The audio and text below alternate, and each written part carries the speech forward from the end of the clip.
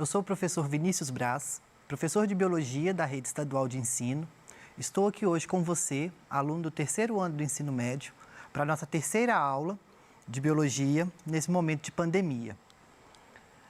A gente vai continuar falando ainda sobre a saúde coletiva e a gente vai ter um enfoque hoje nas doenças infectoparasitárias. O objetivo da aula de hoje vai ser caracterizar as doenças infecciosas e parasitárias e compreender sobre as principais doenças infectoparasitárias que acometem os seres humanos. Na última aula, a gente falou um pouco sobre os principais tipos de doenças, segundo a OMS. Infecções sexualmente transmissíveis, doenças ocupacionais, carenciais. E hoje nós vamos dar o enfoque às doenças infectoparasitárias. Uma doença infectoparasitária, gente, é uma doença que ela pode ser causada por algum agente biológico que vai infectar um hospedeiro, que pode ser um vírus, uma bactéria, fungo, um protozoário ou um parasita pluricelular, verme, lombriga, esquistossoma, tênia, são todos parasitas pluricelulares causadores de doenças que são doenças infectoparasitárias. Vamos conhecer sobre algumas? A primeira doença que a gente vai ver vai ser a tuberculose. A tuberculose ela é uma doença causada por uma bactéria, popularmente conhecido como bacilo de Koch ou Mycobacterium tuberculosis. Tá? Ela é um bacilo. Os principais sintomas dessa doença é uma doença respiratória. Os principais sintomas são lesões, né, são pequenos nódulos arredondados, que vão ser tubérculos, daí o nome, que vão dar nos pulmões, e que podem até formar grandes cavidades dentro dos pulmões. E nele pode acontecer também um acúmulo de líquido entre os alvéolos pulmonares, daí então que pode até evoluir por uma pneumonia. E numa fase mais avançada dessa doença, ela vai surgir tosse contínua, aquela tosse seca, aquela tosse contínua, com catarro, dor torácica, bastante emagrecimento e febre e sangue no escarro, que a gente chama de hemoptise. Esse sangue, quando você dá a escarrada, é a principal característica da tuberculose, é o que caracteriza bem ela. A transmissão da tuberculose, ela se dá pela inalação de ar contaminado. Então, como é uma doença do trato respiratório, ela vai se dar através, então, do contato direto com as pessoas e de estar bem próximas, como se fosse uma gripe mesmo. Então, as gotículas de saliva ou no espirro contaminadas que vão fazer essa contaminação. A prevenção dela, a medida mais eficaz é a imunização com a vacina BCG, né, que são as iniciais do bacilo, de Calmette e Guerin. E outra forma também é de tratar os doentes, ter bons hábitos pulmonares, né, evitar o fumo, dentre outros. A tuberculose, ela é diagnosticada também, né, através de um exame onde vai se pegar um escarro da região do trato respiratório superior e nisso a gente vai perceber então a presença dessas bactérias causadoras. Que nós temos então uma fotinha da Mycobacterium tuberculosis ou bacilo de Koch. Nossa próxima doença, a doença de Chagas, né, ou mal de Chagas, como é popularmente conhecida, é uma doença causada por um protozoário, que vai ser um organismo unicelular, causado pelo Trypanosoma cruzi. O Trypanosoma, ele vai ser um parasita que a gente fala que tem ciclo de vida heteroxênico. O que é isso? Né? Ciclo de vida heteroxênico. Vai ser um parasita onde, para ele se desenvolver, ele vai precisar de outro hospedeiro. Ele não vai parasitar diretamente o seu alvo, que no caso é o homem. Ele precisa de um outro hospedeiro. E ele vai ter o vetor dele, vão ser os insetos triatomíneos, popularmente conhecidos como barbeiros. Tá? Mas não é qualquer espécie de barbeiro que vai transmitir a doença de Chagas, não. Vão ser os barbeiros da espécie Triatoma infestans, tá? Que são aqueles que ficam nas casas de pau a pique, nas casas de adobe, que ficam nas frestas das madeiras, eles têm hábitos mais noturnos. A gente vai ver uma foto dele ali no próximo slide. Os sintomas da doença de Chagas, ela é caracterizada em duas fases. A fase aguda, que ela vai ser logo no início da doença, de 3 até 5 dias após a infecção.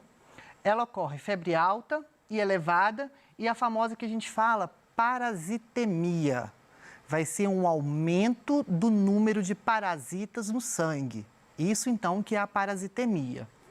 E também aparece o famoso sinal de Romanin, característico da doença, que vai ser o olho inchado, aquele olho inchado no local da picada, que a gente vai ver no próximo slide. E na fase crônica, passando-se, então, esse período, né, infectório, de 3 a 5 dias, nós temos, então, a fase crônica, que vai ser baixa parasitemia. Então, os parasitas, eles já vão ter um número reduzido no seu corpo e ocorrem, então, lesões no coração e no tubo digestório. No coração, ocorre um aumento do coração, um aumento dessa frequência cardíaca, a pessoa ela fica com o coração maior, com maior volume, consequentemente vai ter uma maior frequência cardíaca, maior batimento, e com isso pode causar até uma insuficiência cardiorrespiratória. E no tubo digestório ele migra, então, para o intestino e para o trato digestório. A transmissão, ela se dá através de penetração do protozoário presente nas fezes do vetor, através da pele lesada ou da mucosa, porque o barbeiro, ele quando vai picar a pessoa, ele vai transmitir, então, esse protozoário quando ele, ao mesmo tempo que ele está sugando o sangue da pessoa, ele pode urinar e vai defecar. E com isso, nas fezes do barbeiro é que vai ser encontrado os parasitas. Ao momento, então, que ele sai, que a gente tem a famosa mania de coçar, esse movimento, então, que vai espalhar e que a gente vai ser infectado.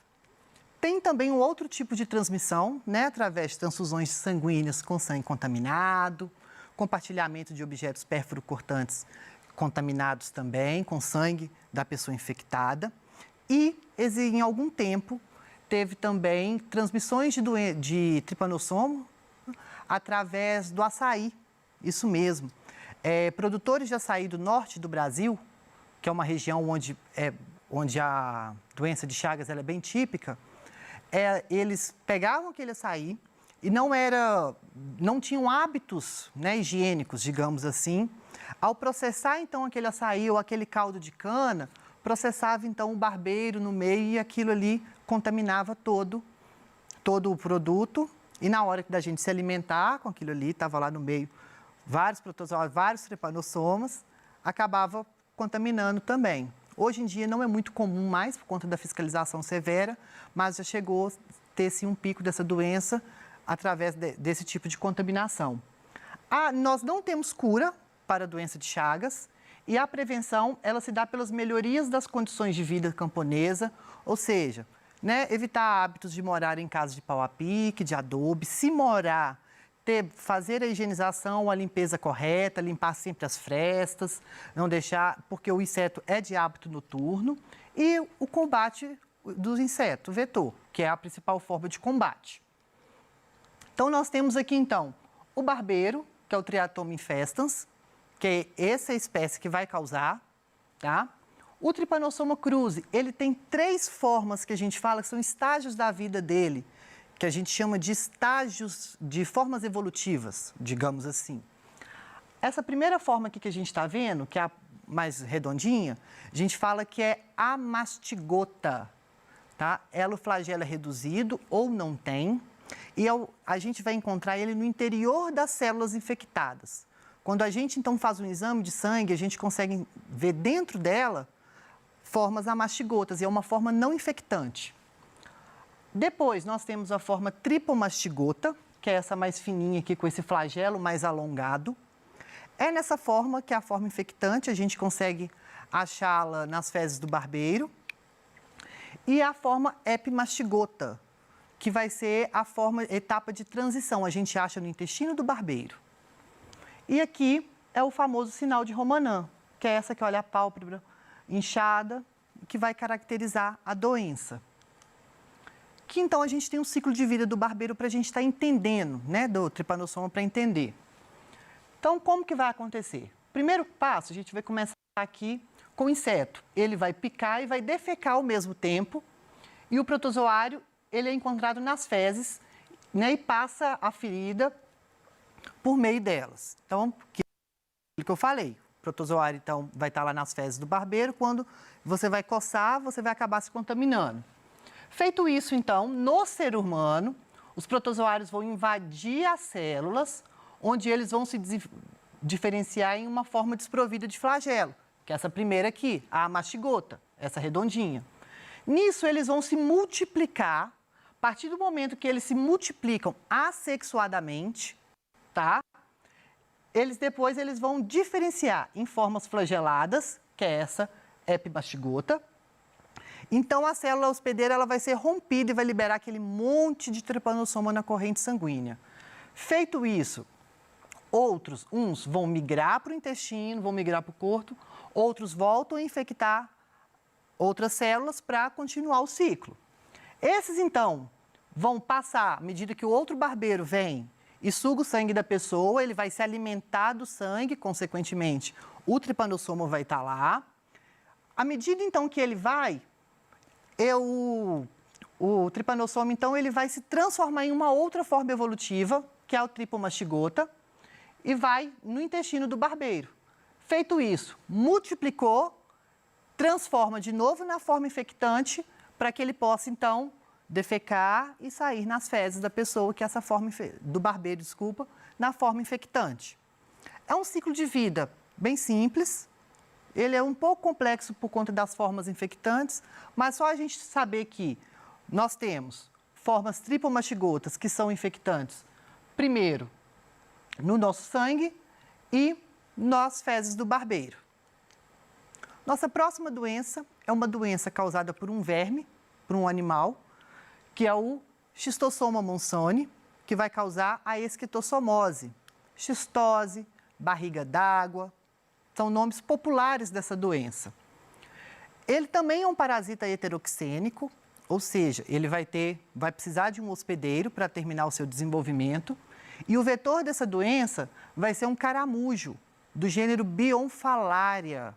Que caramujo que é esse? Sabe aqueles caracolzinhos que a gente tem na beirada do rio, de cachoeira? Isso mesmo, aquele bem pequenininho, aquele ali que vai transmitir a esquistossomose. Os principais sintomas da esquistossomose vai ser o mal-estar, o cansaço, problemas gastrointestinais, porque o verme adulto ele vai parasitar o nosso sistema porta-hepático nessa região aqui, e dor de cabeça, distúrbios digestivos. As fezes, que a gente fala, mucossanguinolentas, são aquelas fezes, além de sangue, com bastante muco, bem gordurosa e bastante cólica. Em uma fase mais aguda, né, e mais avançada, ocorre o que a gente chama de hepatoesplenomegalia. O que é isso? Pelo fato do verme parasitar o nosso sistema porta-hepático, ele vai ter, então, vai ficar um aumento do fígado e do baço. E, consequentemente, a ascite, aquela barrigona, que parece que está, daí o nome, barriga d'água, aquela barriga grande. A transmissão se dá por penetração ativa da cercária, que é a larva do verme, na pele e nas mucosas, tá? Ou então eu entro em contato com a água, onde está lá, obviamente, os caramujos. Essas larvas ficam, então, na água e quando a gente entra em contato, ocorre a penetração ativa dela na pele. Uma outra característica também que tem o sintoma da doença é o que a gente chama de dermatite cercariana, que vai ser dermatite, uma doença de pele, aquelas manchinhas que dá quando o inseto pica alguma coisa, o local onde a cercária entra dá essa dermatite que a gente chama de dermatite cercariana. E a prevenção são as melhores noções de saneamento básico, condições de higiene, eliminação do vetor, né? Não andar descalço em águas onde tem a presença desses caramujos. Então, vamos lá. Esse daqui é o caramujo. Olha, a conchinha dele, repara que a espiral dela é para dentro, não é para fora, sim para dentro. Aqui, então, é a ascite, famoso sintoma da doença, ó. a barriga d'água, ela parece que fica bem flácida, bem inchada, a ponto que vai estourar. E aqui eu tenho o aumento, então, do fígado e do baço. O ciclo de vida do verme, como que se dá, então? Como eu disse, o verme adulto, ele fica no sistema porta-hepático, nessa região aqui nossa, e ele é um verme que a gente fala que tem dimorfismo sexual. O que é isso? O macho e a fêmea é diferente. O macho, ele é maior e ele vai ter um canal no ventre dele, onde a fêmea se aloja. Feito isso, então, ocorreu então a copulação, a fêmea sai do sistema porta-hepático e vai para o intestino, onde ela vai pôr os ovos. O ovo, ele vai ter essa espícula aqui, ó, que a gente fala, e ela pode atravessar, romper as paredes dos vasos sanguíneos. E com isso ele pode ir parar em outros lugares do corpo. Esse ovo, então, ele é eliminado junto com as fezes. Eliminou nas fezes, esse ovo, ao entrar em contato com a água, ele se transforma num miracídio, que é uma larvinha ciliada. Essa larva penetra, então, no caramujo. Penetrou no caramujo, ele vai se transformar, então, em cercária. Saiu na cercária, na água, essa cercária, que é essa larvinha que vai penetrar diretamente na pele. Feito isso, a cercária cai na corrente sanguínea e volta, então, ao nosso sistema porta-hepático e termina o seu desenvolvimento. Próxima doença que a gente vai falar é da dengue, zika e chikungunya, uma doença viral, popularmente conhecida, principalmente aqui em Minas Gerais. Ela é causada por vírus dos gêneros Flavírus. Ela tem o seu vetor, o mosquito Aedes aegypti, né, a fêmea do Aedes aegypti. Os principais sintomas são febre alta, dores de cabeça, no corpo, muscular, nas articulações, erupções cutâneas e a mialgia. O que vai diferenciar a dengue, chikungunya e a zika são sintomas específicos onde uma dor no corpo é mais grave do que a outra, dores nas articulações, mas os sintomas são parecidos e o agente vetor é o mesmo. A transmissão se dá através da picada das fêmeas do Aedes aegypti. E a prevenção, combate ao vetor e não deixar água parada, né? Se tiver, então, algo que possa acumular água, não deixe acumular, porque isso só vai fazer a proliferação, porque o mosquito, ele bota os seus ovos na água e com isso, então, é esse daqui, que é o Aedes aegypti. Com isso, o ovo tem, então, a larva até se desenvolver em pupa para ter um mosquito adulto. Vamos fazer uma questãozinha do Enem, então? A doença de Chagas afeta mais de 8 milhões de brasileiros, sendo comum em áreas rurais. É uma doença causada pelo protozoário Trypanosoma cruzi e transmitida por insetos conhecidos como barbeiros ou chupanças.